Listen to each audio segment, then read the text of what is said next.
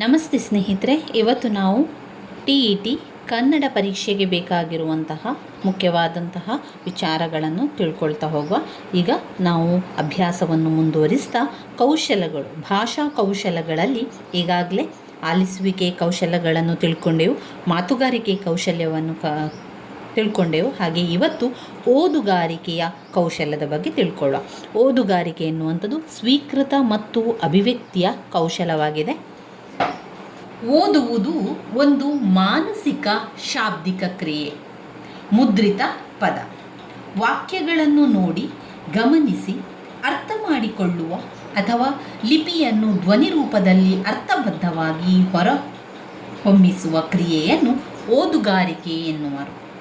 ಓದು ಶಾಬ್ದಿಕವಾಗಿದ್ದರೆ ಗಟ್ಟಿ ವಾಚನ ಎಂದು, ಶಬ್ದವಿಲ್ಲದೇ ಇದ್ದರೆ ಅದು ಮಾನಸಿಕವಾಗಿ ಓದಿ ಅರ್ಥಗ್ರಹಿಸಿದ ಮೌನ ವಾಚನ ಎಂದು ಎನ್ನಬಹುದು. ಓದು ಕೇವಲ ಮಾನಸಿಕ ಕ್ರಿಯೆ ಮಾತ್ರವಲ್ಲ, ಇದೊಂದು ಮನೋವೈಜ್ಞಾನಿಕ ಕ್ರಿಯೆ. ಓದುವ ಕ್ರಿಯೆಯಲ್ಲಿ ಮಾನಸಿಕ ಸಿದ್ಧತೆ, ಏಕಾಗ್ರತೆ, ಆಸಕ್ತಿ, ಪ್ರಚೋದನೆ, ಅರ್ಥಗ್ರಹಿಕೆ, ಕಲ್ಪನೆ, ಸ್ಮರಣೆ, ಯೋಚನಾ ಕೌಶಲಗಳು ಸಮೈಕ್ಯಗೊಂಡು ಕೆಲಸವನ್ನು ಮಾಡುತ್ತದೆ. ಓದುಗಾರಿಕೆಯ ಪ್ರಾಮುಖ್ಯತೆಗಳು ಏನು? ಓದುಗಾರಿಕೆಯ ಪ್ರಾಮುಖ್ಯತೆಯಲ್ಲಿ ಪರಿಣಾಮಕಾರಿಯಾಗಿ ಓದಿ ಗ್ರಹಿಸುವ ಕೌಶಲ್ಯಗಳನ್ನು ಬೆಳೆಸಲು, ಓದುವ ಹವ್ಯಾಸ ಮತ್ತು ಅಭಿರುಚಿ ಬೆಳೆಸಿಕೊಳ್ಳಲು, ವಿಷಯ ಗ್ರಹಿಸುವುದಕ್ಕಾಗಿ ಮತ್ತು ಜ್ಞಾನಾರ್ಜನೆಗಾಗಿ ಸ್ವತಂತ್ರ ಯೋಚನಾ ಶಕ್ತಿ ಬೆಳೆಸಿಕೊಳ್ಳಲು, ಭಾಷಾ ಕೌಶಲ್ಯಗಳಲ್ಲಿ ಸಾಮರ್ಥ್ಯ ಬೆಳೆಸುವುದಕ್ಕಾಗಿ, ತರ್ಕಬದ್ಧ ಯೋಚನಾ ಶಕ್ತಿ ಬೆಳೆಸಿಕೊಳ್ಳುವುದಕ್ಕಾಗಿ, ಅಧ್ಯಯನ ಸಂಸ್ಕೃತಿಯನ್ನು ಬೆಳೆಸಿಕೊಳ್ಳುವುದಕ್ಕಾಗಿ, ಸಾಂಸ್ಕೃತಿಕ ಮತ್ತು ಭಾವನಾತ್ಮಕ ಉನ್ನತಿಗಾಗಿ, ಸಮಕಾಲೀನ ವಿಚಾರಗಳನ್ನು ಗ್ರಹಿಸುವುದಕ್ಕಾಗಿ. ಸಾಹಿತ್ಯ ಅಧ್ಯಯನದಲ್ಲಿ ಅಭಿರುಚಿ ಬೆಳೆಸುವುದಕ್ಕಾಗಿ. ಓದುಗಾರಿಕೆಯಲ್ಲಿ ಒಳಗೊಳ್ಳುವ ಕೌಶಲಗಳು: ಭಾಷಾ ಕೌಶಲ, ಧ್ವನಿ ಕೌಶಲ, ಚಾಕ್ಷುಷ ಕೌಶಲ, ಮಾನಸಿಕ ಕೌಶಲ, ಶ್ರವಣ ಕೌಶಲ. ಓದುವ ಕಲಿಸುವ ಪದ್ಧತಿಗಳು: ಓದು ಕಲಿಸುವ ಪದ್ಧತಿಗಳಲ್ಲಿ 5 ಪದ್ಧತಿಗಳಿವೆ. 1. ಅಕ್ಷರ ಮೂಲ ಪದ್ಧತಿ, ಪದ ಮೂಲ ಪದ್ಧತಿ, ವಾಕ್ಯ ಮೂಲ ಪದ್ಧತಿ, ನೋಡಿ ಹೇಳುವ ಪದ್ಧತಿ, ಕಥಾ ಪದ್ಧತಿ. ಈ ಮೇಲಿನ 5 ಪದ್ಧತಿಗಳು ವಾಕ್ಯಮೂಲ ಪದ್ಧತಿಯ ಅತ್ಯಂತ ಸಮಂಜಸವಾದ ಪರಿಣಾಮಕಾರಿಯಾದ ಪದ್ಧತಿಯಾಗಿದೆ. ಯಾವುದೆಲ್ಲ ಪದ್ಧತಿ ಇದೆ? ಅಕ್ಷರ ಮೂಲ ಪದ್ಧತಿ, ಪದ ಮೂಲ ಪದ್ಧತಿ, ವಾಕ್ಯ ಮೂಲ ಪದ್ಧತಿ, ನೋಡಿ ಹೇಳುವ ಪದ್ಧತಿ ಮತ್ತು ಕಥಾ ಪದ್ಧತಿ. ಓದುಗಾರಿಕೆಯ ಲಕ್ಷಣಗಳ ಬಗ್ಗೆ ತಿಳ್ಕೊಳ್ಳೋಣ. ಗಂಭೀರವಾಗಿ ನಿಂತು ಪುಸ್ತಕವನ್ನು ಸರಿಯಾದ ಅಂತರದಲ್ಲಿ ಹಿಡಿದು ಓದುವುದು, ಮಾನಸಿಕ ಸಿದ್ಧತೆಯಿಂದ, ಆಸಕ್ತಿಯಿಂದ, ಉತ್ಸಾಹದಿಂದ ಓದುವುದು, ಪದಗಳು ಮತ್ತು ವಾಕ್ಯಗಳನ್ನು ಸುಸ್ಪಷ್ಟ ಉಚ್ಚಾರದೊಂದಿಗೆ ಓದುವುದು, ಬಿಡಿಬಿಡಿಯಾಗಿ ಓದದೆ ಪದಗಳು ವಾಕ್ಯವನ್ನು ಸಂಯೋಜಿಸಿ ಓದುವುದು, ವಿಷಯಕ್ಕನುಗುಣವಾಗಿ ಧ್ವನಿ ಏರಿಳಿತಗಳನ್ನು ಅಳವಡಿಸುವುದು, ಕಾಗುಣಿತಾಂಶಗಳು ಹಾಗೂ ಲೇಖನ ಚಿಹ್ನೆಗಳನ್ನು ಅಳವಡಿಸಿಕೊಂಡು ಓದುವುದು, ವಾಕ್ಯ ಹಾಗೂ ವಾಕ್ಯವೃಂದದಲ್ಲಿ ನಿಲುಗಡೆಯ ಸ್ಥಳಗಳನ್ನು ಅನುಸರಿಸಿ ಓದುವುದು, ಸಹಜವಾಗಿ ಸೂಕ್ಷ್ಮವಾಗಿ ಚಲನೆಯನ್ನು ಹರಿಸುತ್ತಾ ಓದುವುದು, ಮುಖ್ಯಾಂಶಗಳು, ಹೇಳಿಕೆಗಳು, ನುಡಿಮುತ್ತುಗಳನ್ನು ವಿಶೇಷ ಒತ್ತು ಕೊಟ್ಟು ಓದುವುದು, ಅಕ್ಷರಗಳು, ಪದಗಳನ್ನು ನುಂಗದೆ ಸಹಜವಾಗಿ ಓದುವುದು. ಓದುಗಾರಿಕೆಯಲ್ಲಿ ಕಂಡುಬರಬಹುದಾದ ದೋಷಗಳು: ಗಂಭೀರವಾಗಿ ನಿಂತುಕೊಳ್ಳದೆ ಓದುವುದು, ಪುಸ್ತಕವನ್ನು ಕಣ್ಣಿಗೆ ಸರಿಯಾದ ಅಂತರದಲ್ಲಿ ಹಿಡಿಯದಿರುವುದು, ಮಾನಸಿಕ ಸಿದ್ಧತೆ ಇಲ್ಲದೆ ನಿರಾಸಕ್ತಿಯಿಂದ ಓದುವುದು. ಇದೆಲ್ಲ ದೋಷಗಳಲ್ಲಿ ಬರುವಂಥದ್ದು. ಉದ್ದೇಶಗಳನ್ನು ಗುರುತಿಸಿಕೊಳ್ಳದೆ ಓದುವುದು, ಸಾಲುಗಳ ಮೇಲೆ ಬೆರಳಿಟ್ಟು ತಲೆತೂಗುತ್ತಾ ಓದುವುದು, ನಿರ್ಗಳವಾಗಿ ಓದದೆ ತಡವರಿಸುವುದು, ಪದಗಳನ್ನು ಬಿಡಿಸಿ ಓದುವುದು, ಪದಗಳನ್ನು ನುಂಗುತ್ತಾ ಓದುವುದು, ಕಾಗುಣಿತಾಂಶಗಳನ್ನು ಅಳವಡಿಸದೆ ಓದುವುದು, ವಾಕ್ಯಗಳ ನಡುವೆ ನಿಲ್ಲಿಸಿ ಓದುವುದು, ಅಲ್ಪಪ್ರಾಣ ಮಹಾಪ್ರಾಣಗಳನ್ನು ಅಸ್ಪಷ್ಟವಾಗಿ ಉಚ್ಚರಿಸುವುದು. ದೋಷಗಳ ನಿವಾರಣೆಯ ಅಭ್ಯಾಸಗಳೇನು? ಉತ್ತಮವಾಗಿ ಓದುವ ಶಿಷ್ಟಾಚಾರದ ಬಗ್ಗೆ ತಿಳುವಳಿಕೆ ನೀಡುವುದು, ಓದಲು ಪ್ರಚೋದನೆ ನೀಡಿ ಆಸಕ್ತಿ ಮೂಡಿಸುವುದು, ಕಂಚಲನೆ ಕ್ರಮವನ್ನು ಅಭ್ಯಾಸ ಮಾಡಿಸುವುದು, ನಿಲುಗಡೆಯ ಸ್ಥಳಗಳನ್ನು ಅನುಸರಿಸಿ ಓದುವ ಅಭ್ಯಾಸ ಮಾಡಿಸುವುದು, ವಾಕ್ಯಗಳನ್ನು ಸಂಯೋಜಿಸಿ ಓದುವ ಅಭ್ಯಾಸಗಳನ್ನು ನೀಡುವುದು, ಅರ್ಥಕ್ಕೆ ಹೊಂದುವಂತೆ ಧ್ವನಿ ಏರಿಳಿತಗಳನ್ನು ಅಳವಡಿಸಿ ಓದುವ ಅಭ್ಯಾಸಗಳನ್ನು ಮಾಡಿಸುವುದು, ಅಲ್ಪಪ್ರಾಣ ಮಹಾಪ್ರಾಣ ಒತ್ತಕ್ಷರ ಸಂಯುಕ್ತಾಕ್ಷರಗಳಿರುವ ಪದಗಳನ್ನು ಓದುವ ಕ್ರಮದಲ್ಲಿ ತರಬೇತಿ ನೀಡುವುದು, ಆಕರ್ಷಕವಾದ ಓದುವ ಸಾಮಗ್ರಿಗಳನ್ನು ನೀಡಿ ಓದಿಸುವುದು, ರೇಡಿಯೋ ದೂರದರ್ಶನ ವಾರ್ತೆಗಳನ್ನು ಕೇಳಿಸುವುದು.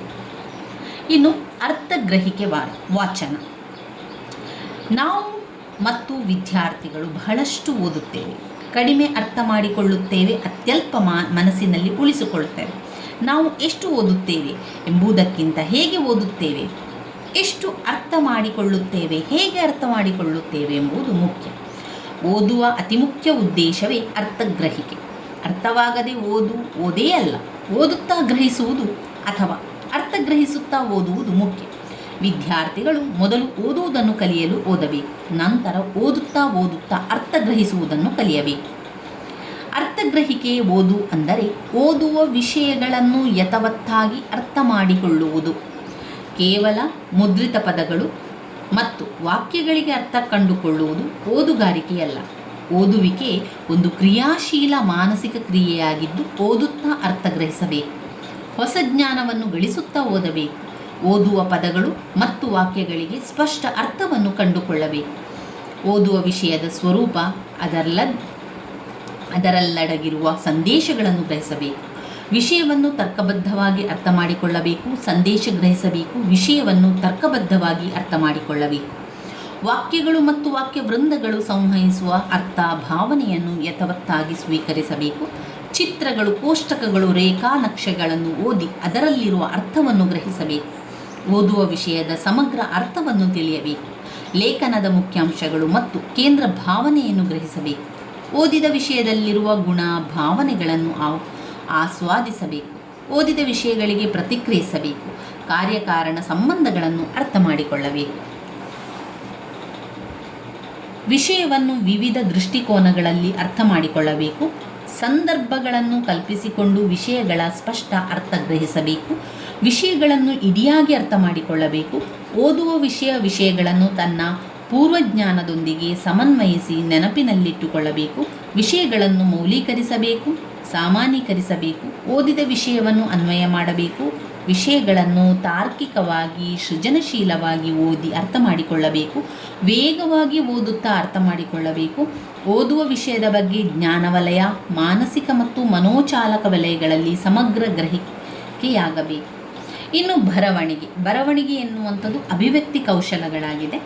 ಒಂದು ವಿಷಯ ಆಲೋಚನೆಗಳನ್ನು ಅಕ್ಷರಗಳ ನಿರ್ದಿಷ್ಟ ರೇಖಾವಿನ್ಯಾಸಗಳಿಂದ ಕ್ರಮಬದ್ಧವಾಗಿ ಅರ್ಥಬದ್ಧವಾಗಿ ಜೋಡಿಸಿ ಬರೆಯುವುದೇ ಬರವಣಿಗೆ. ಅಂದರೆ ಒಂದು ವಿಷಯ ಅಥವಾ ಆಲೋಚನೆಯನ್ನು ಬಾಯಿಯಿಂದ ಪ್ರಕಟಪಡಿಸಿದರೆ ಮಾತು ಅಥವಾ ಓದು ಎಂತಲೂ, ಕೈಯಲ್ಲಿ ವರ್ಣ ವಿನ್ಯಾಸಗಳ ಮೂಲಕ ಪ್ರಕಟಪಡಿಸಿದರೆ ಬರಹ ಎಂದಲೂ ಕರೆಯುತ್ತಾರೆ. ಭಾಷೆಯ ಬೆಳವಣಿಗೆಯಲ್ಲಿ ಬರವಣಿಗೆಗೆ ವಿಶಿಷ್ಟ ಸ್ಥಾನವಿದೆ. ಬರವಣಿಗೆ ಇಲ್ಲದಿದ್ದರೆ ಭಾಷೆಗಳು ಶಾಶ್ವತವಾಗಿ ನಿಲ್ಲುತ್ತಿರಲಿಲ್ಲ. ಶಿಷ್ಟ ಬರವಣಿಗೆ ಹಾಗೂ ಮುದ್ರಣ ಯಂತ್ರಗಳ ಆವಿಷ್ಕಾರವು ಜ್ಞಾನದ ಸೃಷ್ಟಿ ಮತ್ತು ಪ್ರಸಾರಕ್ಕೆ ಮಹತ್ವ ಕಾಣಿಕೆ ನೀಡಿದೆ. ಭಾಷೆಯ ಆಲಿಸುವಿಕೆ, ಮಾತು, ಓದು ಈ ಮೂರು ಕೌಶಲಗಳು ಬರವಣಿಗೆಯಲ್ಲಿ ಅಂತರ್ಗತಗೊಳ್ಳುತ್ತದೆ. ಇದರ ಪ್ರಾಮುಖ್ಯತೆ ಸಾಮಾಜಿಕ ಮತ್ತು ಆಡಳಿತಾತ್ಮಕ ವ್ಯವಹಾರಗಳಿಗೆ, ಲಿಖಿತ ಅಭಿವ್ಯಕ್ತಿ ಸಾಮರ್ಥ್ಯ ಗಳಿಸಿಕೊಳ್ಳಲು, ಸ್ವತಂತ್ರ ಯೋಚನೆ ಮತ್ತು ಸೃಜನಶೀಲ ಅಭಿವ್ಯಕ್ತಿ, ಸಾಹಿತ್ಯ ಸೃಷ್ಟಿ, ಅಧ್ಯಯನ ಮತ್ತು ಸಾಹಿತ್ಯ ಪ್ರಸಾರಕ್ಕೆ, ಸಂಸ್ಕೃತ ವಿಕಾಸ ಹಾಗೂ ಪ್ರಸಾರಕ್ಕೆ, ಜ್ಞಾನದ ಸೃಷ್ಟಿ, ಅಭಿವ್ಯಕ್ತಿ ಮತ್ತು ದಾಖಲೆಗೆ, ವಿಷಯ ಸಂಗ್ರಹಣೆ ಮತ್ತು ವಿಷಯ ಅಧ್ಯಯನಕ್ಕೆ. ಕೈ ಬರಹದಲ್ಲಿ ಒಳಗೊಳ್ಳುವ ಕೌಶಲಗಳು, ಮಾನಸಿಕ ಕೌಶಲಗಳು, ಅಕ್ಷರಗಳ ರೂಪ ಕಲ್ಪನೆ, ಮಾನಸಿಕ ಶಿಸ್ತು, ಏಕಾಗ್ರತೆ, ಅಕ್ಷರಗಳ ರೂಪದ ಸ್ಮರಣೆ, ಮಾನಸಿಕ ಸ್ನಾಯು ಹೊಂದಾಣಿಕೆ, ಅಕ್ಷರಗಳನ್ನು ಜೋಡಿಸಲು ಕಲ್ಪನೆ. ಅದರಲ್ಲಿ ಸ್ನಾಯು ಕೌಶಲಗಳಿರ್ಬೋದು, ಚಾಕ್ಷುಷ ಕೌಶಲ್ಯಗಳು, ವರ್ಣವಿನ್ಯಾಸ ಕೌಶಲಗಳು, ಕಾಗುಣಿತ ರೇಖಾ ವಿನ್ಯಾಸ ಕೌಶಲಗಳು, ವಾಕ್ಯ ರಚನೆಯ ಕೌಶಲಗಳನ್ನು ಕಾಣ್ಬೋದು. ಇನ್ನು ಕೈ ಬರಹದಲ್ಲಿ ಕಂಡುಬರುವ ದೋಷಗಳ ಬಗ್ಗೆ ತಿಳ್ಕೊಳ್ಳೋಣ. ಅಕ್ಷರ ರಚನಾ ವಿನ್ಯಾಸದಲ್ಲಿ ಸಂಭವಿಸುವ ದೋಷಗಳು, ಅಕ್ಷರ ಮತ್ತು ಪದಜೋಡಣೆಯಲ್ಲಿ ಸಂಭವಿಸುವ ದೋಷಗಳು, ಕಾಗುಣಿತದಲ್ಲಿ ಕಂಡುಬರುವ ದೋಷಗಳು, ಲೇಖನ ಚಿಹ್ನೆಗಳನ್ನು ಅಳವಡಿಸುವ ದೋಷಗಳು, ವಾಕ್ಯ ರಚನೆ, ವಾಕ್ಯವೃಂದ ರಚನೆಯಲ್ಲಿ ಸಂಭವಿಸುವ ದೋಷಗಳು, ಕೈ ಬರಹದ ಒಟ್ಟಾರೆ ಮೈಕಟ್ಟಿನಲ್ಲಿ ಆಗುವ ದೋಷಗಳು, ಕೈ ಬರಹವನ್ನು ಕಲಿಸುವ ಅಭ್ಯಾಸಗಳು, ಸರಿಯಾದ ಭಂಗಿಯಲ್ಲಿ ಕುಳಿತು ಲೇಖನಿ ಹಿಡಿಯುವ ಅಭ್ಯಾಸ, ಲೇಖನಿಯಿಂದ ರೇಖಾವಿನ್ಯಾಸಗಳನ್ನು ಮೂಡಿಸುವ ಅಭ್ಯಾಸ, ಅಕ್ಷರ ರೂಪರಚನೆಯ ಅಭ್ಯಾಸ, ಕಾಪಿ ಪುಸ್ತಕಗಳನ್ನು ಬರೆಯುವ ಅಭ್ಯಾಸ, ಕಾಗುಣಿತದ ರೇಖಾವಿನ್ಯಾಸಗಳನ್ನು ಅಳವಡಿಸುವ ಅಭ್ಯಾಸ, ಅಕ್ಷರಗಳನ್ನು ಸುಸ್ಪಷ್ಟವಾಗಿ ದುಂಡಾಗಿ ಬರೆಯುವ ಅಭ್ಯಾಸ, ಅಕ್ಷರಗಳನ್ನು ವಾಕ್ಯಗಳ ಮೂಲಕ ಕಲಿಸಬೇಕು, ಅಕ್ಷರಗಳು ಸಮರೂಪದ ಗಾತ್ರದಲ್ಲಿರಬೇಕು. ಇವಿಷ್ಟು ವಿಚಾರಗಳು ಭಾಷಾ ಕೌಶಲ್ಯಗಳಲ್ಲಿ ಬರುವಂಥದ್ದು. ಮುಂದಿನ ಒಂದು ವಿಡಿಯೋದಲ್ಲಿ ನಾವು ಸಂಪೂರ್ಣ ವ್ಯಾಕರಣ ಬೋಧನೆಯ ಬಗ್ಗೆ ತಿಳ್ಕೊಳ್ಳುವ. ವೆರಿ ಇಂಪಾರ್ಟೆಂಟ್ ಆಗಿರುವಂತಹ ವಿಚಾರ ವ್ಯಾಕರಣ ಬೋಧನೆಗಳು.